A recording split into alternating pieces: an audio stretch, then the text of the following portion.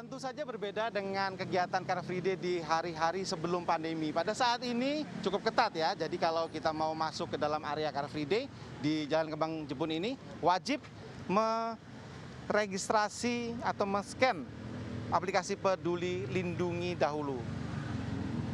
Ini sebagai catatan ya. Oke, sudah masuk di Kembang Jepun. Lalu sebelum masuk ke sini, ke area ini, maka harus dites terlebih dahulu suhu kita ada berapa. Berapa Pak? 36 normal, sudah vaksin 2 kali, scan, diukur suhu, maka boleh masuk dan menikmati Car Free Day di Jalan Kembang Jepun hari ini. Tidak terlalu ramai, karena memang ini adalah pertama kali semenjak hampir 2 tahun pandemi di kota Surabaya, dan baru kali ini kemudian Car Free Day diuji cobakan lah ya di Jalan Kembang Jepun sepanjang 1 kilometer. Ada satu akses masuk dari sini dan nanti keluarnya harus lewat sana.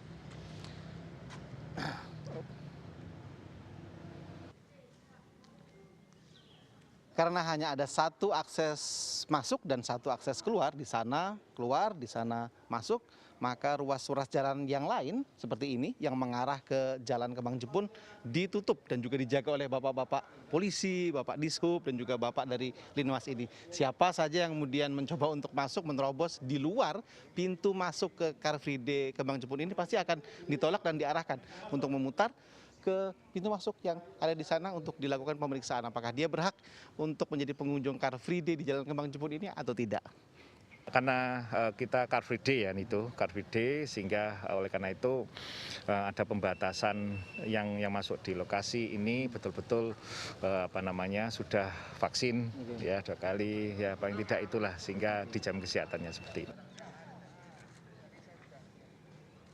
Dibuka dari jam 6 hingga jam 9 pagi, Car Free Day di Kembang Jepun ini hanya dibatasi maksimal 200 orang saja. Jadi tidak heran jika sekarang sudah jam 8, maka tidak terlalu banyak ya orang-orang yang kemudian berkegiatan di Car Free Day ini seperti di Car Free Day yang lalu.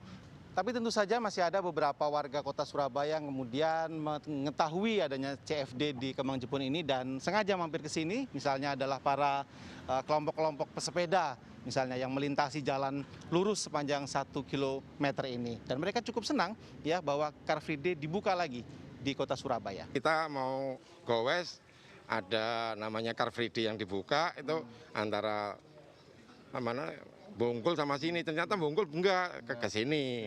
Nah, ternyata di sini kok sepi, belum malah enak sepi atau malah seneng yang rame lah. Namanya Car Free Day, kita sepeda rame-rame dengan teman-teman, komunitas sama gowes.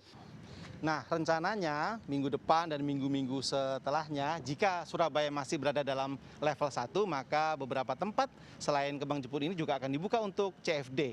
Tapi syaratnya selain menunjukkan berbagai syarat bagi para pengunjung, juga tidak boleh ada yang berjualan di arena CFD selama masa pandemi ini. Rangga Umara, Andreas Wicaksono, Surabaya.